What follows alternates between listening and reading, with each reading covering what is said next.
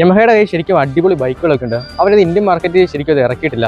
ഇപ്പോൾ തന്നെ ഈ XSRന്റെ കാര്യം എടുത്ത് നോക്കുക. നമ്മുടെ ഇന്ത്യയിൽ അവർ 150cc മാത്രമേ ഇറക്കിയിട്ടുള്ളൂ. പക്ഷേ ശരിക്കും ഇത് 4 വേരിയൻ്റ് ഉണ്ട്. അതായത് 125cc ഉണ്ട്, 155 ഉണ്ട്, 700 ഉണ്ട്, 900 ഉണ്ട്.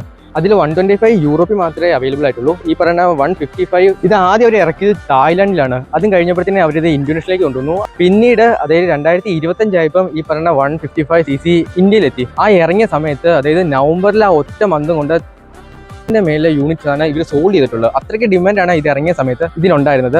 പിന്നെ അടുത്ത 2cc അതായത് 700ഉം 900ഉം അത് ഗ്ലോബലി അവൈലബിൾ ആണ്. ആ flagship model on road price എന്ന് പറയുന്നത് $USD ആണ്. അത് ഇന്ത്യയിലേക്ക് കൺവേർട്ട് ചെയ്ത് വരുമ്പോൾ 9 lakh rupees സംതിങ് വരും. അതുകൊണ്ടാണ് യമഹ ഈ പറയുന്ന ഹൈ റേഞ്ച് CC ബൈക്കുകൾ ഇന്ത്യ ഇറക്കാത്തതിന്റെ മെയിൻ കാര്യം. അവർ പറഞ്ഞ ഇത്രേ ഉള്ളൂ, 3 lakhന്റെ മേളിലുള്ള ബൈക്കുകൾ ഇന്ത്യയിൽ സോൾഡ് ആയി പോകാൻ ഭയങ്കര പാടാണ്. പിന്നെ എങ്ങനെയാണ് ഇത്രയും പ്രൈസ് വരുന്ന ഒരു ബൈക്ക് ഇന്ത്യയിൽ അവർ വിൽക്കണേ എന്നാണ് അവർ പറയണേ. അപ്പോൾ നമ്മുടെ ഇന്ത്യയിൽ അവൈലബിൾ ആയിട്ടുള്ള ഈ 155cc പ്രൈസ് എത്രയാണെന്ന് അറിയണ്ടേ? ഇത് ഏകദേശം വരുന്നത് 1,98,000 അടുത്ത് തന്നെ പ്രൈസ് വരുന്നുണ്ട്.